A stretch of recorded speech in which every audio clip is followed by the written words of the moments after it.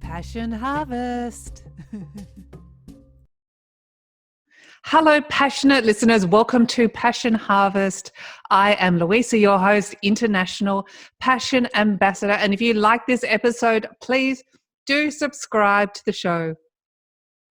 My guest today is Joanne Houghton. In 2018, Joanne suffered a brain hemorrhage and died.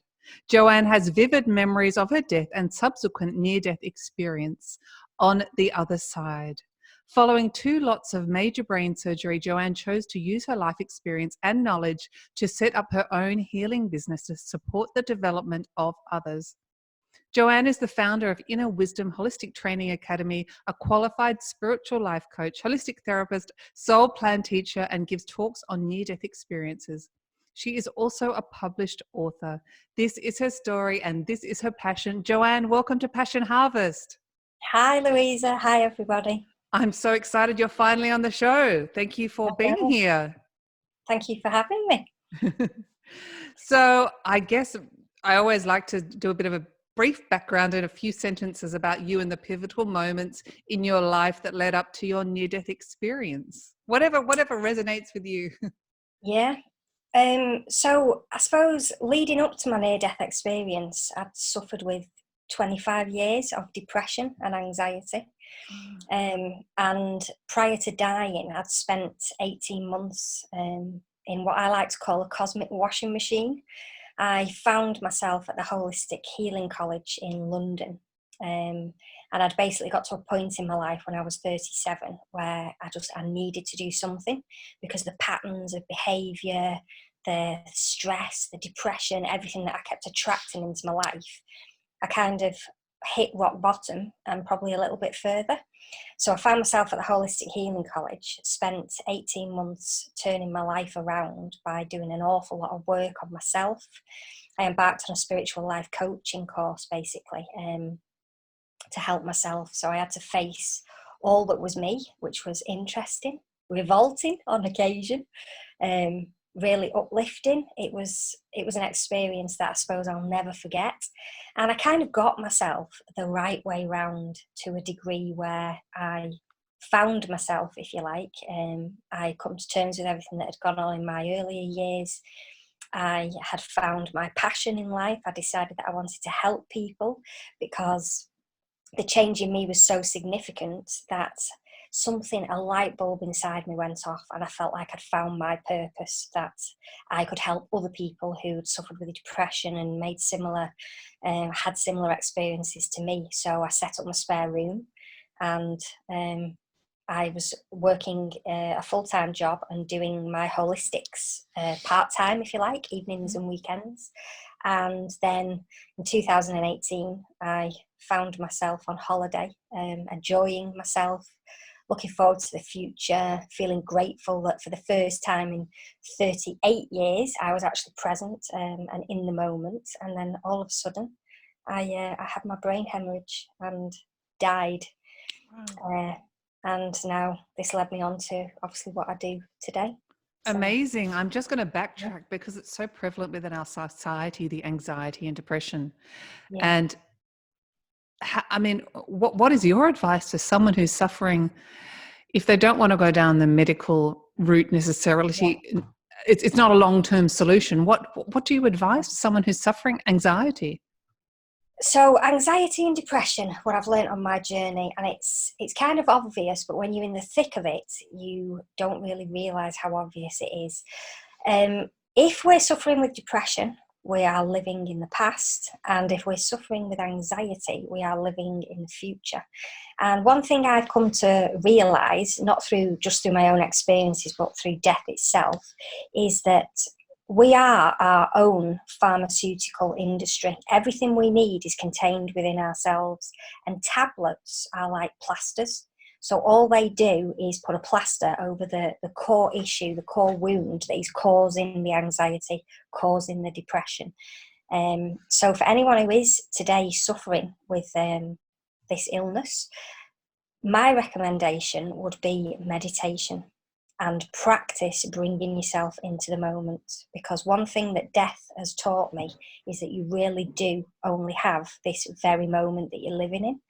and within a second it can all be gone. So if you're worrying about things of the future, then you're not living in the present moment. And obviously if you're thinking about stuff from the past, you're not living in the present moment. And it's not an easy journey to take, but the best advice I can give you is to make a start today to live now in the present moment. That's a beautiful answer. Really, I mean, I guess for someone who's in the thick of it and in darkness, it's very hard, but it's a beautiful it's a beautiful and very right way to look at it. Yeah, yeah. So I'd love to move on to your near-death experience and what happened. Okay, so the events leading up to the near-death experience were kind of massive for me. They made me realise how protected we are, and this illusion of separation that we all fall prey to really is an illusion. So at the beginning of the end of May. Can I just ask what you mean by the separation the separation. So one thing that life has taught me is that our biggest fear is this fear of separation. We all believe that we are separate from one another, and this is why we're so territorial. We live in fear about losing things. We live in fear about our possessions. We live in fear of failure, and it's all to do with this issue around separation. And what a lot of people have come to realise, or they believe, particularly as youngsters, is that we're all separate and we're competing against one another to live. When in actual fact, we are all one. We are all one of the same. And what you do to another, you do to yourself. What you say to another, you say to yourself. And there is, outside of the physical reality, so what you can see with your physical eyes, there is an entire team of beings who are encouraging us, helping us, supporting us, guiding us. It's phenomenal how much we can't see when we just focus through the physical eyes. If we shut the physical eyes and open up to our actual eyes, you see a reality that is way more profound and a whole lot more real than what third dimension, if you like, allows us to see. So in terms of separation, it's the fear of not being connected to everything, that we are alone in this life and in this world, when in actual fact we're not. Does that explain it for you? It does. And I think, so often we feel, it was a theme for one of my recent talks actually, but so often we feel like we can do it alone and we're individuals, and yes, we are one soul and we live in a hologram and we create our reality, but actually we can't do it alone, and we are so interconnected. Yeah, definitely. Energetically connected in so many ways. Yeah, definitely. So yeah, leading up to my actual near-death experience, I wasn't actually meant to be on holiday. It happened in Croatia. So we got this phone call to say, would you like to come for a week? All free, all paid for, no flights. So of course I said yes. I spoke to my boss, who happened to be an absolute legend, and he just said, yes, Jo, you're fine, go off, have the holiday. So the universe was making sure I was in exactly the right place for the right time for this event to occur. Now, when I was on holiday, I'd taken up wakeboarding. So it's basically where your feet are strapped to a tray and you're catapulted across the surface of the water, attached to a rope, a bit like water skiing. Right. I've always got my A's mixed up throughout life, my attitude and my ability. So even though I was forever falling off, it was a challenge and I absolutely loved it. And I was doing this every day while I was in Croatia. And on the Sunday before I actually died, a lady turned up in resort, and she had a leg brace from her hip all the way down to her ankle. And years before, I'd suffered a skiing injury and had a similar brace. So I naturally assumed it was from skiing. But when I spoke to her, she said she'd done it the year before in resort, wakeboarding. So that instantly kept me off the sea, because had I died out at sea, there is no way I would be here today. So that to me was the second kind of divine magic, if you like. Then on the actual day when it all happened, I'd been up since I think 6:30 in the morning. I'd been down playing in a tennis tournament. And it was 5 to 11, and the fitness class started at 11. And I remember I was running down between the buildings, the hotel buildings, and the fitness deck was on the front, right in front of the ocean. The ocean was alive with people out kayaking and sailing, and there was just a real nice buzz around the resort. The sun had started to come out because it'd been cloudy in the morning. And there was a group, I think it was about 8 or 10 of us on the fitness deck, and we were doing a HIIT class, high intensity. And one of the first exercises we were doing was burpees. I'm sure some of you are familiar with a burpee. It's basically where you go down into press up position and then jump up as high as you can and as quick as you can.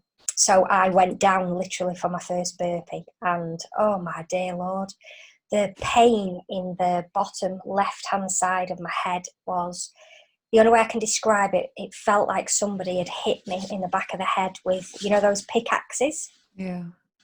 And I remember instantly I was retching from the pain. I fell back down to my knees. I was rolling around the floor. And the fitness instructor, Alana, she came over to me and she said, "Jo," she said, "you're dehydrated, you need water." And I just knew I was dying. I could feel the separation from my body. And I looked at her and I said, "Alana, I'm dying." And then as I fell forward with my hands to the floor, I popped out of my body. Were you scared at this point, or? I was disorientated. The pain and everything just seemed to disappear. At first, I was fighting it, and a voice came and just said to me, "Stop resisting." And I just let go, and I felt really peaceful, really calm. And the physical surrounding kind of blurred into a mass of colour, but I could still hear people's voices. I could hear the panic. And I went from physically experiencing it to energetically experience it, so I could tune into people's panic and fear. So but you left your body at this point? Totally, yeah, I left my body. There's a cord. I had an umbilical cord of energy to my body. And I was literally, I'm a bit of a wrecking ball in life. Some of my friends would call me the Tasmanian devil because I'm off all over the place. And my grandparents flocked round me. And my great-gran was up above me, and she was pushing me away from the tube, the tunnel of light that people talk about. She was silhouetted by it. And she said to me, "No, child, it's not your time." And then my great-granddad, he appeared to the left of my granddad, who passed in 2009. And he basically said to me, "Listen, Jo, this has to happen here and it has to happen now, but you are going to be perfectly okay." And then I was with them. It was bizarre. I was in the same reality as 3D. I was obviously still on Earth. I was still next to my physical body. But in terms of where I was energetically, I was in a different dimension. And what I came to realise is that dimensions aren't destinations. They're a way of, an energetic way of being, a way of thinking, it's just the way you are. It's not like a linear process like we experience in human form. It's just a layer. It's just, it's a state of being, if you like. So then 24 hours more or less passed, over 24 hours passed. And the next thing I remember was being back in my physical body, which was really bizarre. But just going back to the divine interventions before I carry on with my story, when I passed on the fitness deck, they were calling, my family lovingly were calling me, do you know the film Gone in 60 Seconds? No, I don't. Yeah, there's a film called Gone in 60 Seconds, and they were literally saying, "Gone in 60 seconds." I was from pain to on the deck. My heart stopped. The paramedic who saved my life was holidaying in place of her friend who couldn't come, so she took her place last minute, and she was right next to me on the fitness deck. She performed CPR and hooked me up to the defib. The paramedic, the ambulance station for Croatia was right next door to resort, so the paramedics got to me in under 4 minutes. Wow. The surgeon who they flew in to perform the surgery on me was the specialist in his field in Europe, and he was holidaying in Croatia. So they airlifted him in via a helicopter to save my life. So this is what I mean by you've got an army of people around you. So anyway, I came to in the hospital, and my granddad was still with me, and I could feel myself connected more to my physical body, and the motion of colour that I experienced when I left gradually came back, and it was kind of morphing into, it was almost like, do you call them kaleidoscopes? Do you remember that the children? It was that kind of imagery. And then there was a man stood in front of me, and he was talking to me, but I was tuning into his feelings more than his words, because his words were very distorted. Couldn't really make head and a tail of what was going on. I could hear lots of beeping, see machinery, and then my mum appeared, and her head was silhouetted by the clock, and the clock read 4:05 in the afternoon. And I remember thinking, my God, that was a bad headache. And then my mum explained to me that I had suffered a brain hemorrhage caused by an aneurysm, which I didn't know I had. And obviously the exercise had caused this aneurysm to burst. They had taken me to the first hospital in Croatia, and they had scanned me and confirmed that I'd had a brain hemorrhage, but they weren't equipped to deal with me. So they had to blue light me 3 hours across country. My mum was so upset that they wouldn't let her in the ambulance, so she had to go and hire a car and travel 3 hours across country using a sat-nav on a phone, not knowing where she was going and not knowing whether I was dead or alive.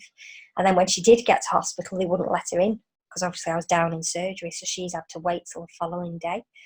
The brain surgeon said that he couldn't see any long-term damage, but obviously he wouldn't be able to say how long it would take me to fully recover. Now, miraculously, I walked out of hospital 10 days later with absolutely nothing wrong with me. And the surgeon and the team just said that I was a miracle. Statistically, what they said was only 1 in 4 of people who have what I have make it to hospital. Of those 1 in 4, 70% die. And the 29.9% that do survive tend to have long-term health issues or need a considerable amount of recuperation. It was meant to happen. I know it was meant to happen. It was the final thing that I needed to get out of my own way. I now know that I'd planned that in this lifetime to keep me on track. But for me, it was evidence that we really are protected, and there is an army behind us who will ensure that if we are not meant to be in immediate danger, then our life will be saved. So I just felt so blessed.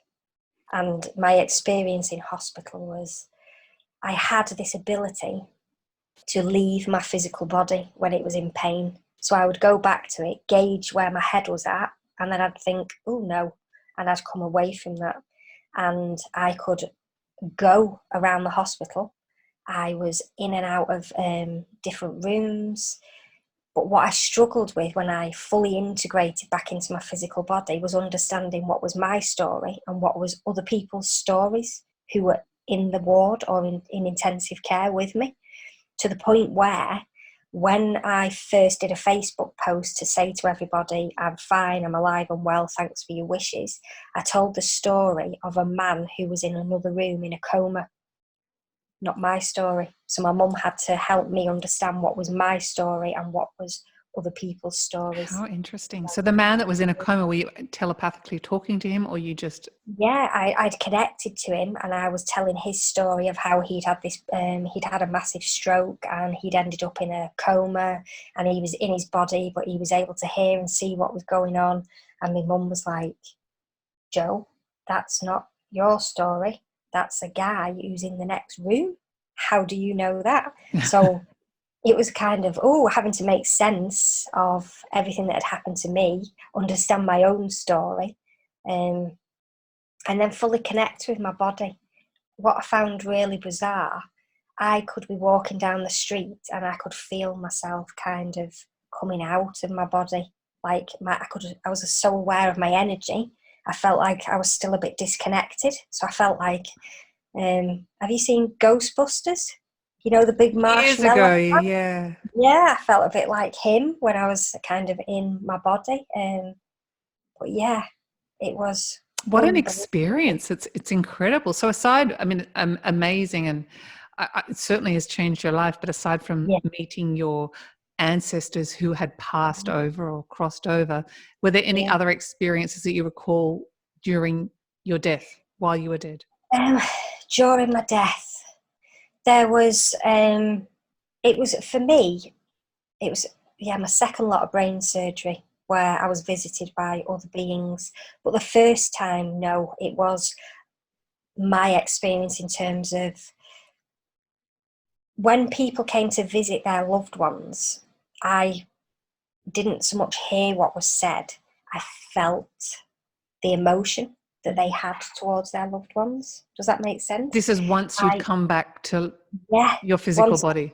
once I was back in my physical body, and I could hear a pin drop at the other side of the hospital. It was bizarre. My hearing, my senses were so switched on. I Acute. could smell things, I could tune into people, and I could see people in a distance having a conversation, and all I had to do was think about those two people having that conversation, and then I was in that vicinity and I could hear that conversation. It was these skills that we have, which when we're inside the physical body and we've never experienced it, we just have no comprehension for the magnificence and the capabilities that we have inside this physical body. So What yeah. a spiritually transformative experience. So do you still have those gifts that, or did they Yes, dissipate? You do? I do. Oh my God. I'm not so much when I went back to resort. This was really good. I was so lucky. I wasn't fit to fly for 2 weeks, so the resort where I died said, "Oh, come back and stay with us for 2 weeks." So I literally went back to resort and carried on with my holiday.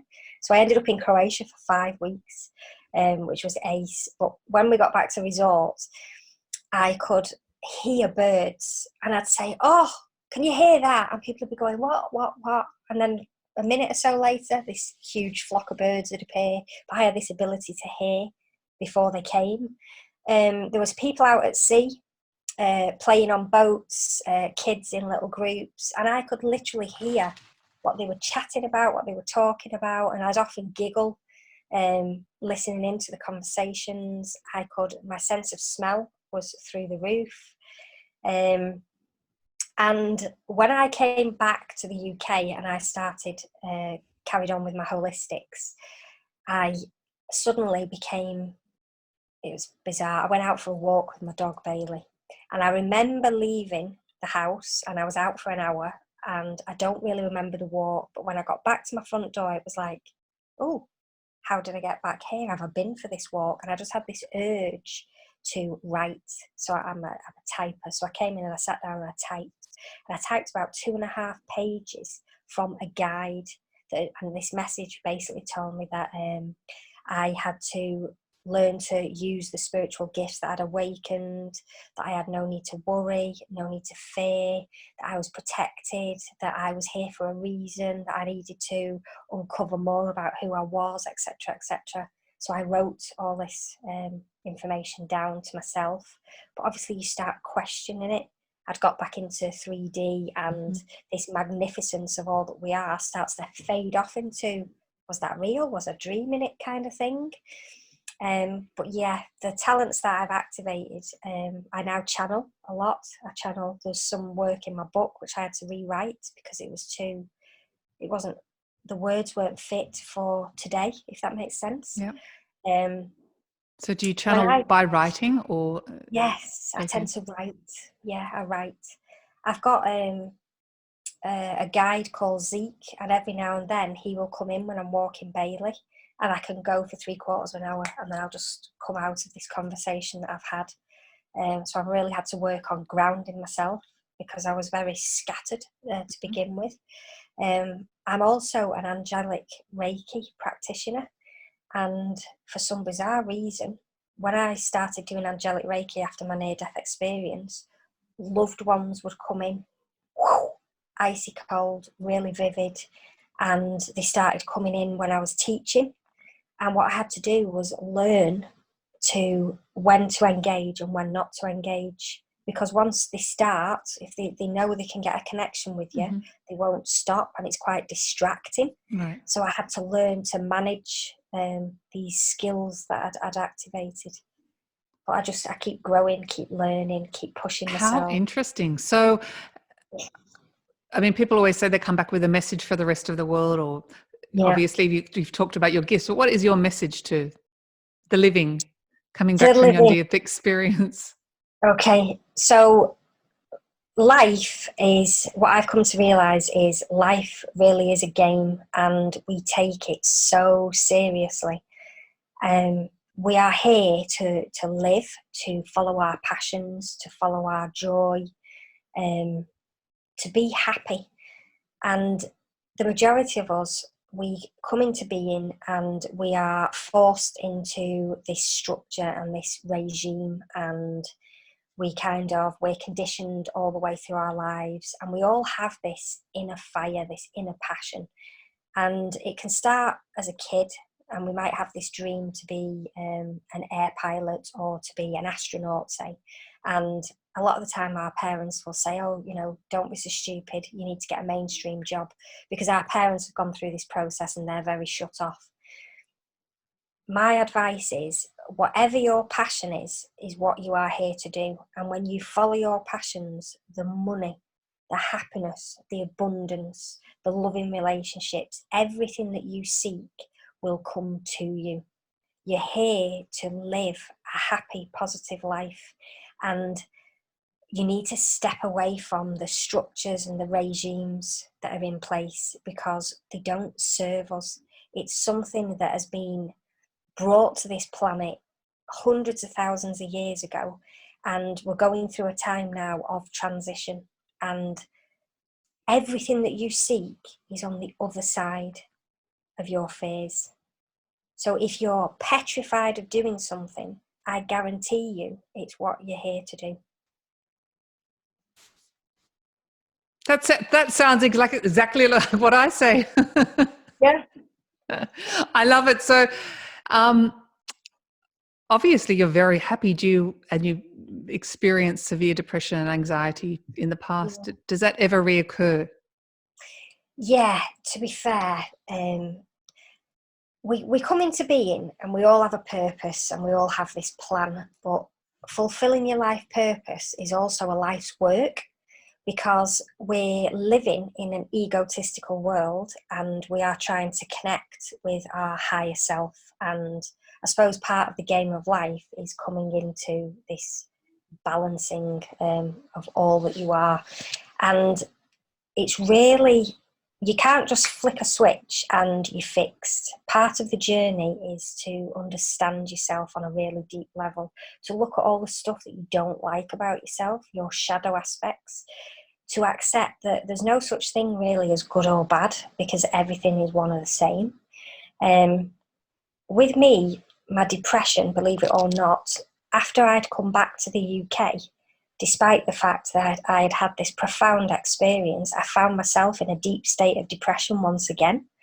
And I think it was because when I died, I felt plugged in and all my fears and worries were taken away. But then as you begin to come back fully into your physical body, back into the reality that we perceive, you feel like someone's unplugged you. And my brain went back down this road of feeling depressed and miserable. And it took me not so long this time. It probably took me about 3-4 months to snap myself back out of that. And you just have to keep going, understanding what your triggers are.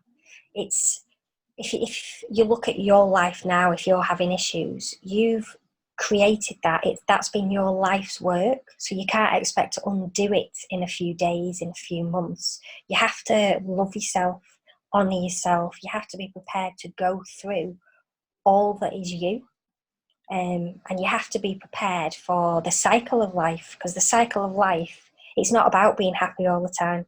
It's about happiness itself is inside of you. But what we're all here to do is experience life on lots of different levels. So there's always going to be experiences coming into your life to help you grow. So even if you perceive an experience as something challenging or something that's pushing your buttons, it's happening for a very valid reason. And I think with regards to any illnesses that we have, I am a big believer now. In fact, I come from a place of knowing with this, there is no such thing really as disease.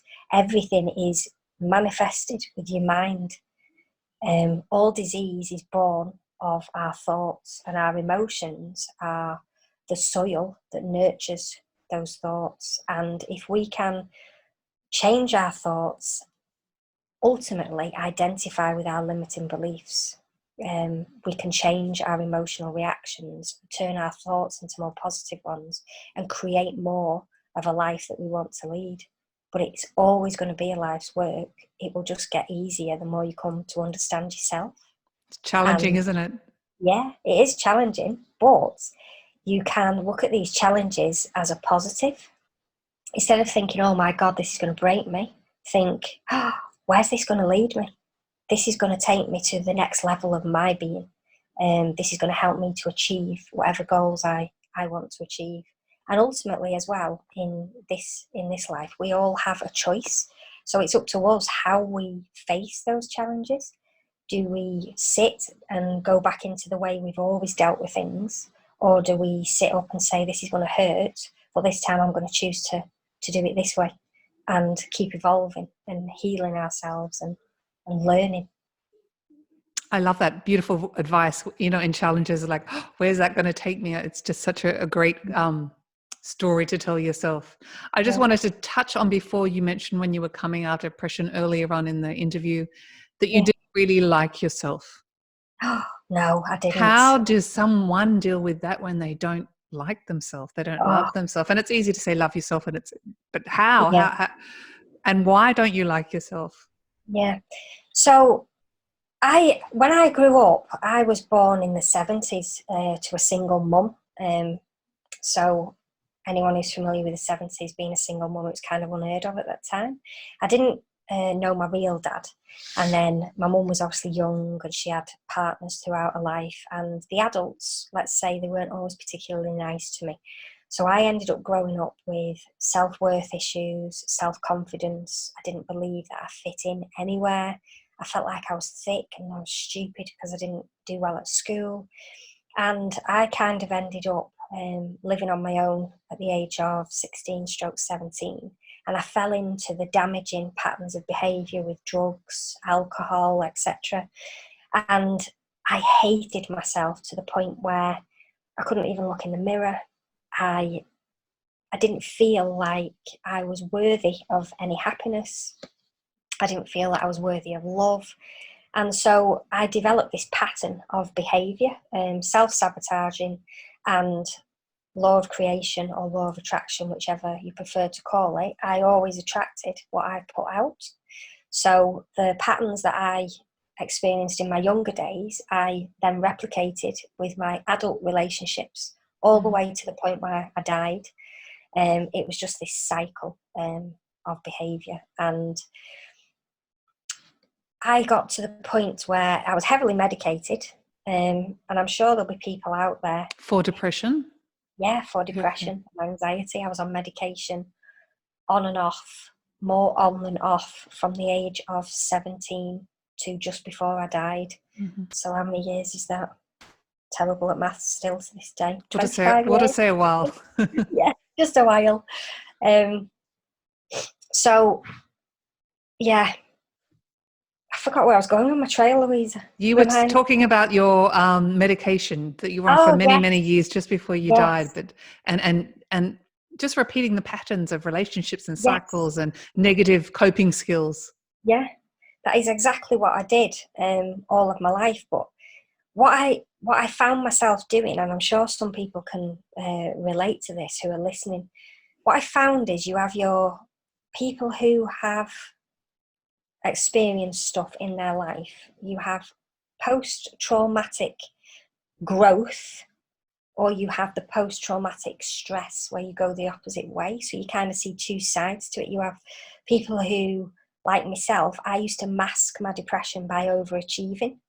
So I didn't let people see what was going on inside.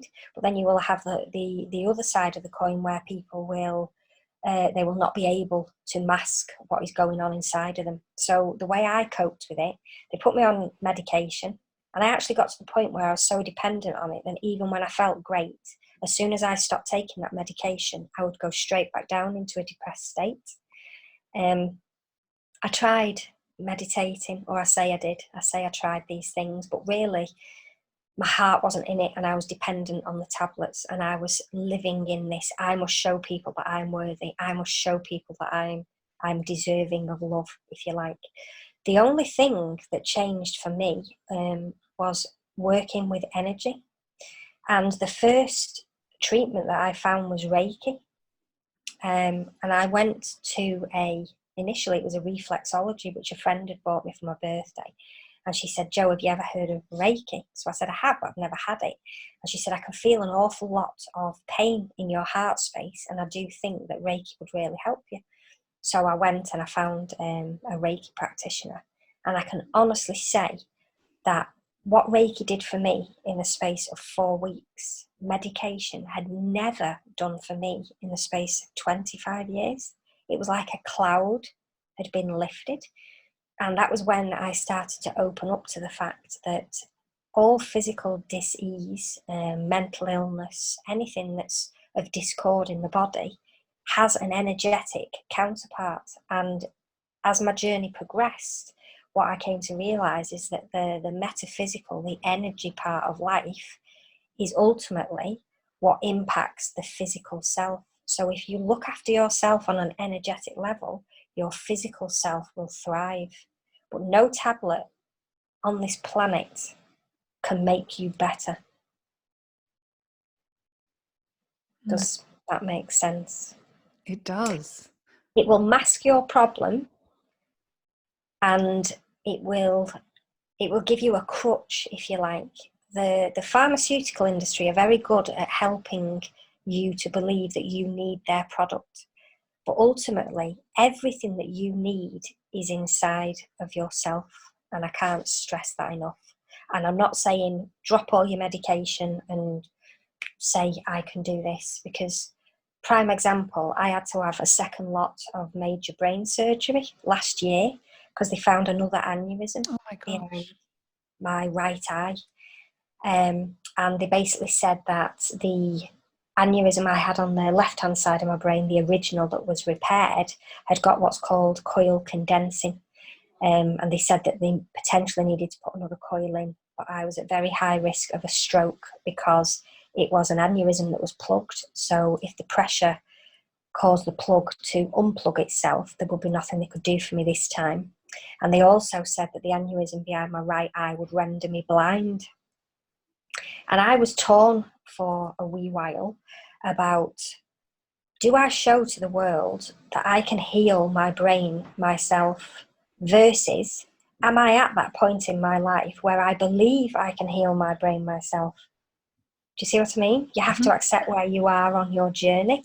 So in the end, I opted for surgery, but I spent the 4 weeks waiting for surgery focusing on the original aneurysm, and I focused on it being well, and I turned completely to a vegan diet. I did self-healing every day with Reiki, crystals, meditation. And when I came in for my second lot of surgery, they took me in on the Monday. They operated on me on the Tuesday, and I was in surgery for 5 hours. The following day, the surgeon came to see me, and he said, Jo, he said, the original aneurysm has healed itself and we don't need to do anything with it. Wow. He said, we put a stent behind the aneurysm in the right eye because if it burst, you would go blind. And he also said to me, for the next 2 years, you will be medicated with clopidogrel and anodine to thin the blood. My body rejected the medication, and I still to this day haven't had any medication since my brain surgery. When they released me from hospital, they said I would need 4 to 6 weeks off work, and I was back at work 48 hours later. And I still to this day haven't had any issues. So there really is a lot to be said about the mind. Our thoughts do create, yes. Yeah, your power to make yourself better. I'm just wondering, are you of the belief that your aneurysms were created by your previous negative thoughts and depression, your energy? Yes, you are. Definitely. So I have had issues with my parents all of my life. I realise now that that's part It's of not that uncommon. Lots of people do. Yeah, we all do, don't we? I realise now that that was part of my path and part of my journey. So I really honour and respect everybody who's graced my life, whether it be for a challenge or for a loving experience, because I wouldn't be where I am today.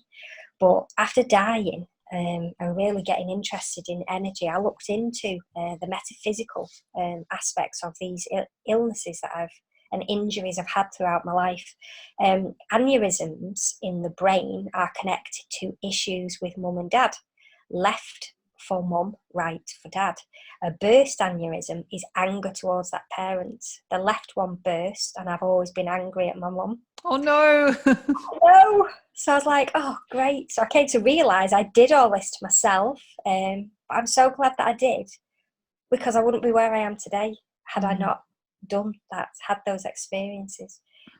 Interestingly, I broke my left knee in a skiing accident, and if you break a knee, it's concerned with being submissive to that parent. Left knee, I've always been submissive to my mum, and I broke it. And when I was a kid, I suffered with chronic earache to the point where I was hospitalised a couple of times. And earache is concerned with being in an environment that is verbally abusive, and that is what I was in as a child. So for me, I come from a place of knowing now, because I'm blessed to have experienced what many people talk about with regards to other dimensions, our energetic selves, our higher selves, but everything is born from energy. So if you're on medication, carry on with that medication, but I cannot encourage you enough to go out and find and connect with your energy centres, start doing energy healing and get to the root cause, because all the tablet will do is turn you into a paying customer for the rest of your life. If you work on yourself energetically, you will free yourself and become your own customer and create the life that you want to live whilst being healthy. And you are a beautiful example of that, Joanne Houghton. Thank you. It's been so wonderful to have you on Passion Harvest. Is there anything else? And you've really, what a great experience, and how free you are, and how much you've learned from all your experiences, and how grateful you are. Is there anything else you'd like to talk to the Passion Harvest audience about? No, I want to say thank you, obviously, for listening to me, and I really want to encourage you all to get to know yourselves on a deeper level. If you've got a spark of curiosity inside you, for example, something to do with a spiritual therapy, or something to do with past lives or energy work, whatever it may be, follow that curiosity. Follow that spark. If you've got doubts in your mind about what you're seeing on the media, what's going on in your outside world, then look deeper into what you're being called to understand, what you're being called to reveal. And if any of you are in situations, whether that be a place or with people, or doing some kind of job that isn't serving you anymore, then don't wait until tomorrow. Don't put things off until another day, because when I say all we have is this present moment, I can't stress it enough. It's up to you to be happy. It's up to you to follow your passions. It's up to you to live a life that really does set your heart on fire. Because one day, you won't be in this life. Death doesn't exist as we believe it in the third dimension. Death to me is a rebirth. And I strongly believe that a lot of people on this planet, if not all of us, have had hundreds of lives and incarnations here on this planet. And a lot of people say that you only live once. But I say that you should live your life and be happy and follow your passions, because if you don't do it in this lifetime, you're going to come back here again and repeat the cycles and the negativity that you're trying to escape from in this life. So be brave, step past your fears, follow your passions, and live in the moment. Yay, I love it. That was beautiful. Thank you so much. You're most welcome. Joanne Houghton, I love it. I love it. What a beautiful ending to the show, Passion Harvest. Thank you so much. Oh, thank you so much for having me. It's been a real pleasure and a delight and a passionate delight. So thank you. You're most welcome. Bye-bye. Bye. Bye. If you like this episode, please do subscribe for weekly passionate, inspirational interviews.